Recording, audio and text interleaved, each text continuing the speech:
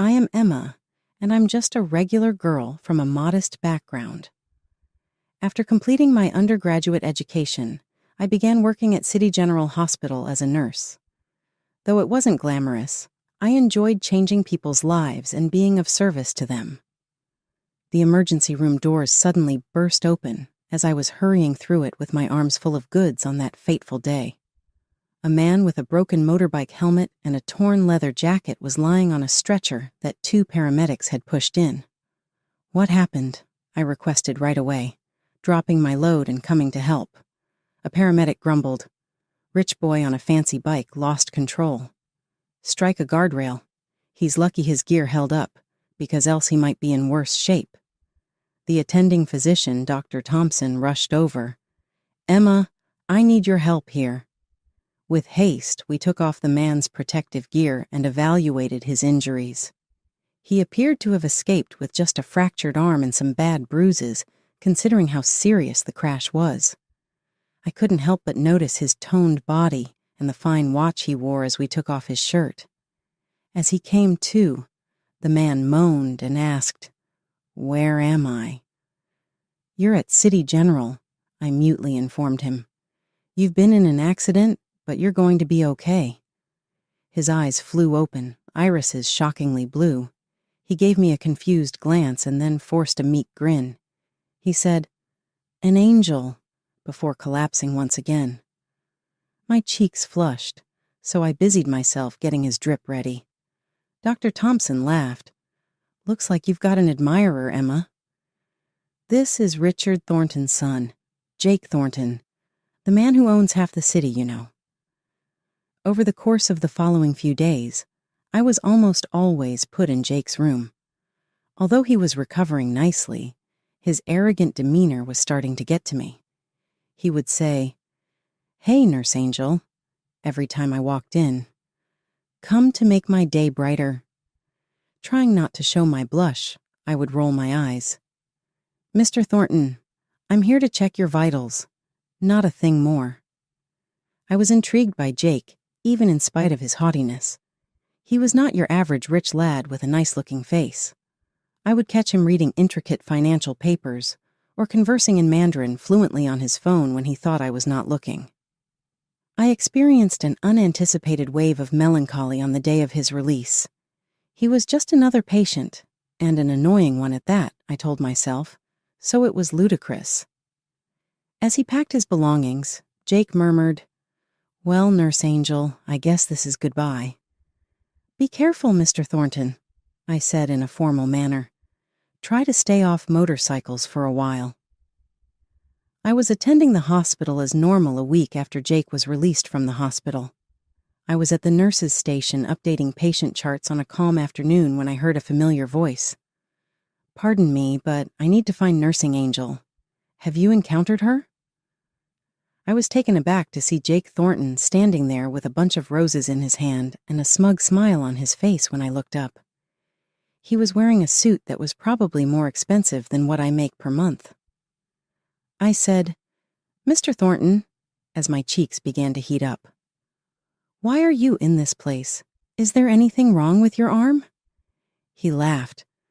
"Call me Jake, please. I am really grateful for your wonderful treatment of my arm. Oh, and these are for you." He gave the flowers to me.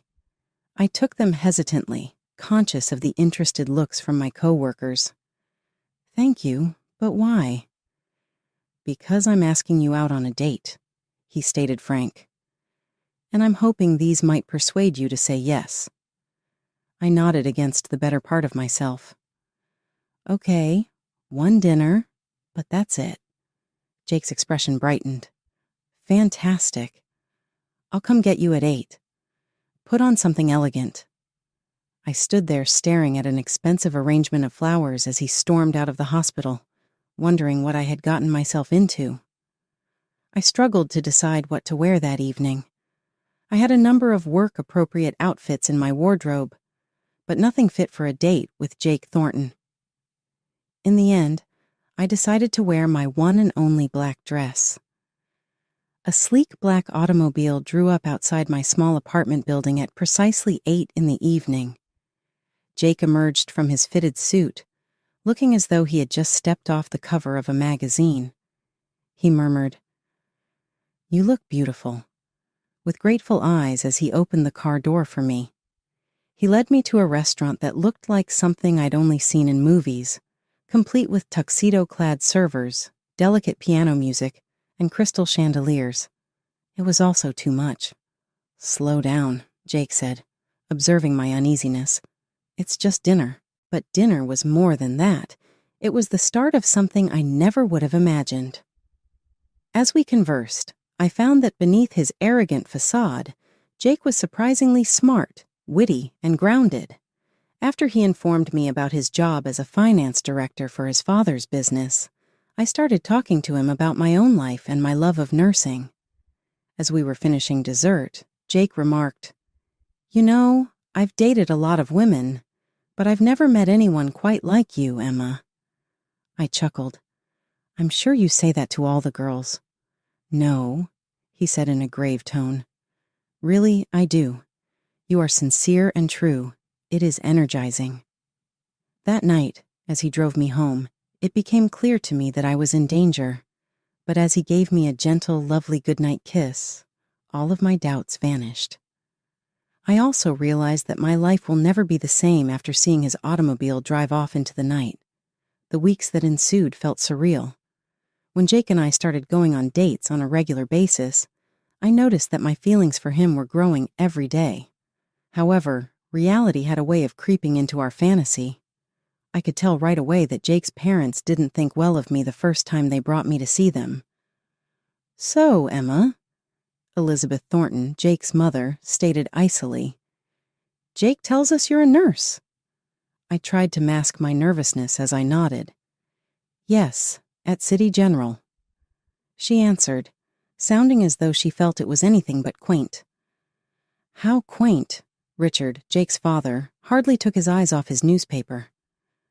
"And your household? How do they go about things?" "My father's a retired police officer and my mother's a teacher," I proudly stated. Elizabeth and her husband shared a look that said 1,000 words. It was obvious that they didn't think I was suitable for their son. Jake gave me a comforting handshake as we departed that evening. He said, "Don't worry about them. They'll come around eventually." I wasn't so sure, though. There was a cloud over our relationship that I couldn't fully get rid of. Jake's parents' disapproval. Even so, Jake and I became more intimate. He was very affectionate and gave me gifts, and he took me to places I had only ever dreamed of. However, I never felt at home in this privileged and wealthy world. I always knew we were really different from one another. After a particularly expensive date one evening, I brought it up to Jake. "Why me?" I inquired. "You may have any woman from your world that you desire. Why go with an ordinary nurse?" Jake cradled his hands around my face. "Emma, because you're real.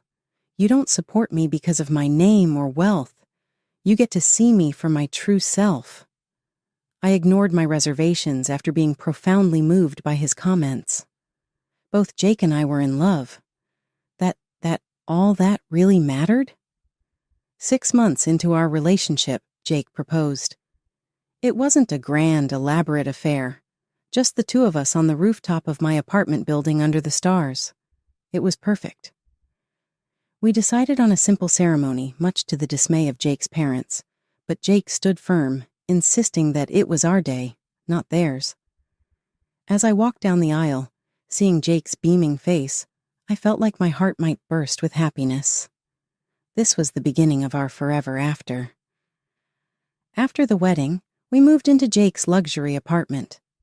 It was bigger than any place I'd ever lived, with a view of the city that took my breath away. "Welcome home, Mrs. Thornton," Jake said, scooping me up in his arms as we crossed the threshold. I giggled, still not used to my new name. "I love you, Mr. Thornton." Married life with Jake started off beautifully. We settled into a routine in our luxurious apartment, and I continued working part-time at the hospital. A few months after our wedding, I discovered I was pregnant. Jake was overjoyed when I told him the news. "We're going to be parents," he exclaimed, spinning me around in our living room. "I can't wait to meet our little one." The pregnancy was relatively easy, and 9 months later, I gave birth to a beautiful baby girl. We named her Lily. Jake was by my side throughout the delivery, holding my hand and encouraging me. To my surprise, Jake's parents seemed to soften a bit after Lily was born. They doted on their granddaughter, showering her with gifts and attention. However, their attitude towards me remained cool and distant. "At least you managed to give Jake an heir," Elizabeth said during one of their visits, her tone a mix of approval and condescension. I bit my tongue, reminding myself that Lily deserved to have a relationship with her grandparents regardless of how they treated me. As the months passed, I noticed subtle changes in Jake. He started working longer hours at his father's company, often coming home late and exhausted. Our conversations became shorter, more superficial. He'd ask me to prepare his suits and shine his shoes, but rarely inquire about my day or how I was feeling. One evening, as I was putting Lily to bed, Jake came home later than usual. "Where have you been?" I asked, trying to keep the accusation out of my voice. "Working late?" he replied tersely. "There's a big merger coming up. I need to be prepared." I nodded, unconvinced. I made dinner. "It's in the fridge if you want to heat it up." Jake waved his hand dismissively. I already ate at the office. This became our new normal. Jake would come home late, barely acknowledge me or Lily, and retreat to his home office. I tried to talk to him about it, but he always had an excuse. "I'm doing this for us, Emma," he'd say. "For our future. You wouldn't understand the pressure I'm under." I felt a growing distance between us, a chasm I didn't know how to bridge. The man I married, the one who had swept me off my feet, seemed to be disappearing before my eyes. One day, I received an unexpected call from Elizabeth, Jake's mother. "Emma," she said, her voice cold and disapproving, "I hope you realize you're not fulfilling your duties as the wife of a financial director." Confused and hurt, I asked, "What do you mean?" "You didn't even bother to come to the corporate party last night," she replied. "Though perhaps it's for the best. You would have stood out among the gorgeous women there, and not in a good way." My heart sank. I hadn't known about any corporate party. Jake hadn't mentioned it to me. That evening, when Jake came home, I confronted him. "Why didn't you invite me to the corporate party?" Jake's face hardened. "Emma, let's be honest. You're too simple for those events. I'd be embarrassed to have you there." His words cut deep, confirming my worst fears. I loved the one who had once called me real and genuine. Now he found me embarrassing. The weeks following Jake's cruel words were tense. We barely spoke. I threw myself into caring for Lily and my work at the hospital, trying to ignore the growing pit in my stomach. One evening, Jake called to say he was staying late at work again. I decided to use the quiet time to clean up a bit. As I tidied his home office, I noticed his computer was on, the screen glowing softly in the dim room. I hesitated for a moment, my hand hovering over the mouse. I knew I shouldn't, but something compelled me to look. To my surprise, the computer wasn't password protected. With a shaky hand, I opened his email. What I found shattered my world. There, in black and white, was an email exchange between Jake and a woman named Vanessa. As I read through their correspondence, my heart pounded in my chest. They weren't just coworkers. They were lovers. They mocked me, calling me a hen, a fool, a redneck without taste. Jake praised Vanessa's skills in bed while dismissing me as dull and unattractive. With trembling hands, I copied all the correspondence I could find onto a USB drive. I needed proof, something concrete to confront Jake with. I barely slept that night, tossing and turning as Jake's words echoed in my mind. When he finally came home the next morning, I was waiting for him in the living room. Lily asleep in her crib. "We need to talk," I said, my voice surprisingly steady. "I know about Vanessa." His face paled for a moment before a smirk settled on his lips. "Come on, Emma, did you really think someone like me would be satisfied with someone like you? Vanessa is everything you're not. Beautiful, sophisticated, amazing in bed." Each word was like a knife to my heart. "I'm your wife," I whispered, "the mother of your child." "That's all you'll ever be," he smeared. "I'm not giving up, Vanessa. You'll just have to deal with it." In that moment, something inside me snapped. "No," I said firmly. "I won't deal with it. This marriage is over, Jake." His smirk faltered. "You can't leave me. You have nowhere to go, no money of your own." "I'd rather be poor and alone than stay with a cheating bastard like you," I spat.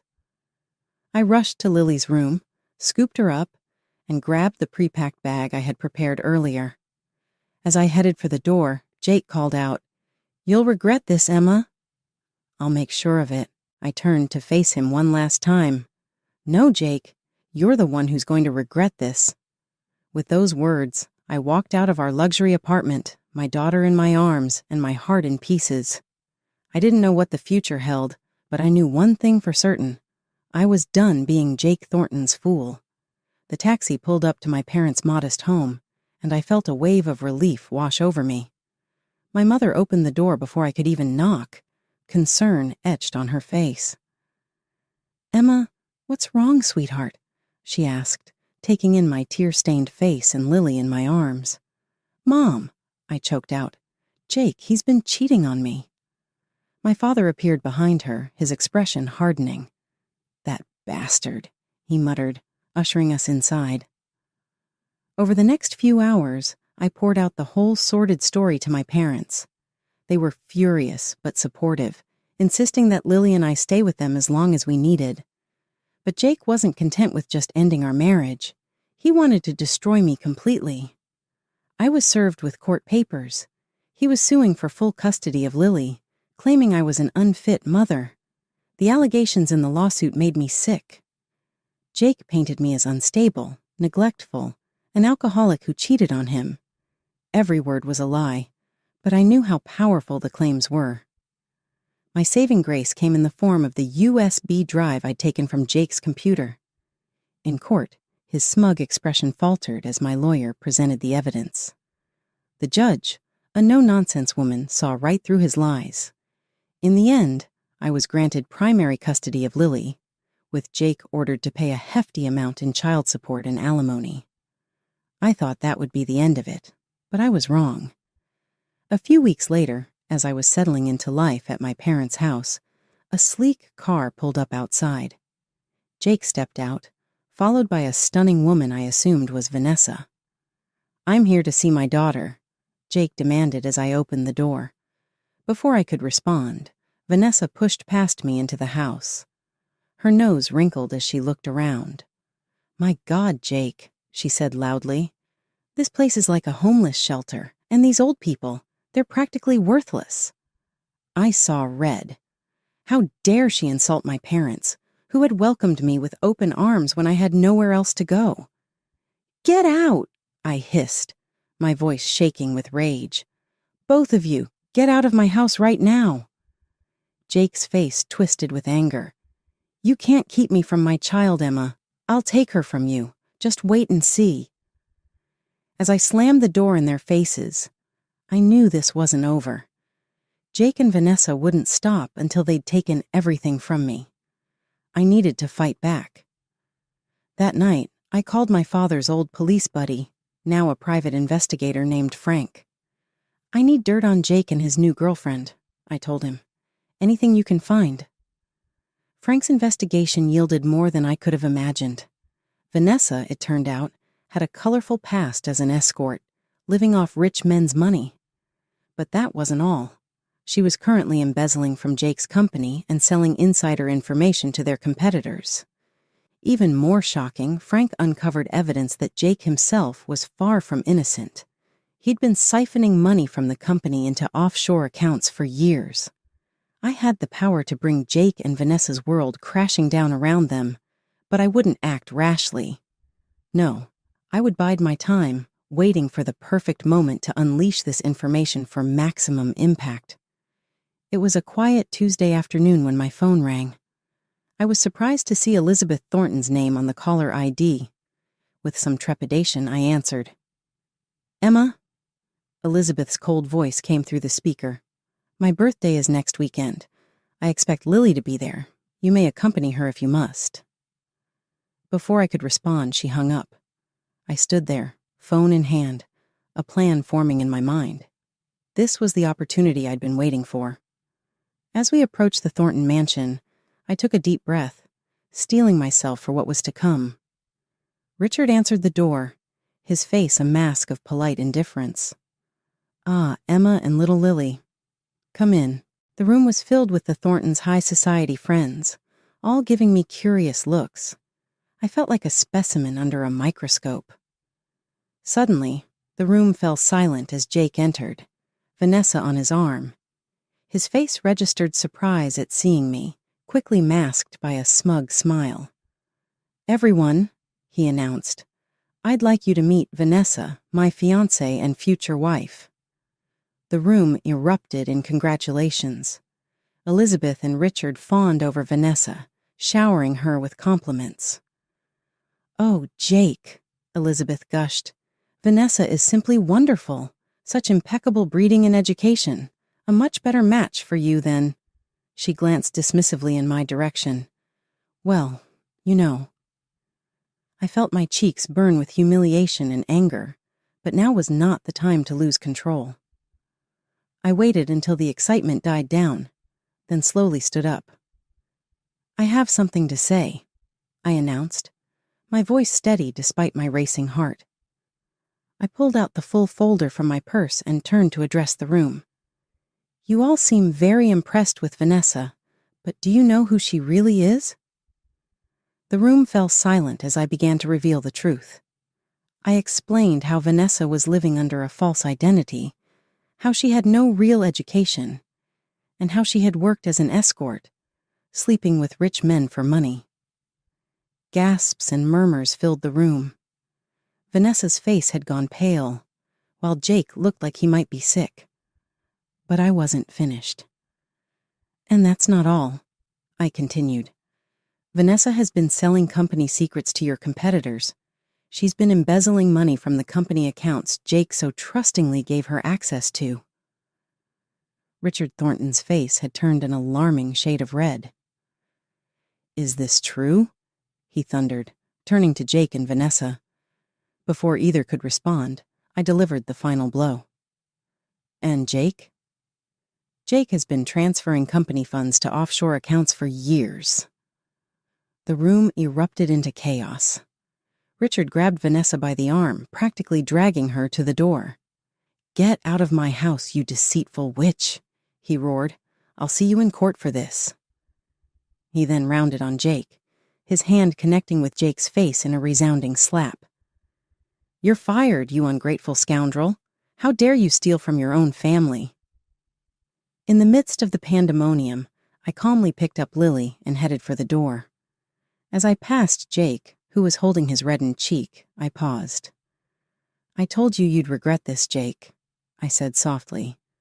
"Goodbye." In the weeks following the explosive revelation at Elizabeth's birthday party, my life took yet another unexpected turn. One afternoon, I received a call from Richard Thornton. "Emma," he said, his voice uncharacteristically hesitant. "Elizabeth and we'd like to speak with you in person, if possible." I was intrigued and a little nervous, so I agreed to meet them the following day in a quiet cafe. They were seated at a corner table, appearing more mature and serious than I had ever seen them when I first went in. Elizabeth said, "Emma, we owe you an apology. A big one," as soon as I sat down. Richard gave a gloomy nod. "We greatly misjudged you. You preserved our business and our good name. We are always so grateful to you." We had our most candid conversation in the last hour. They expressed their sorrow, their outrage at Jake's deceit, and their desire for a new beginning. We had reached a semblance of tranquility by the time we left the cafe. Life kept evolving quickly.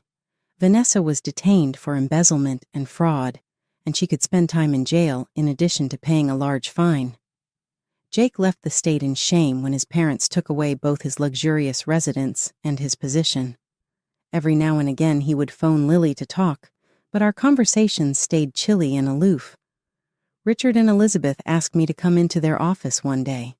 Richard remarked, "We have something for you," and he gave me an envelope. Enclosed was the title to a modest yet charming apartment located in a posh neighborhood.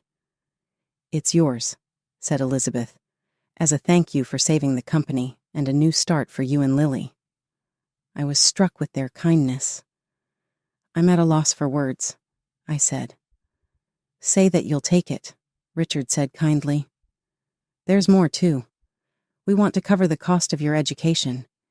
You previously stated that you had aspirations of becoming a doctor."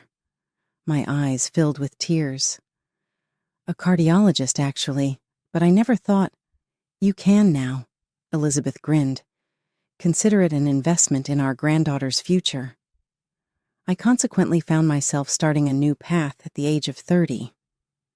It was difficult to juggle being a single mother and medical school, but I was committed to finishing both. After moving into our new apartment, Lily and I started living our own lives.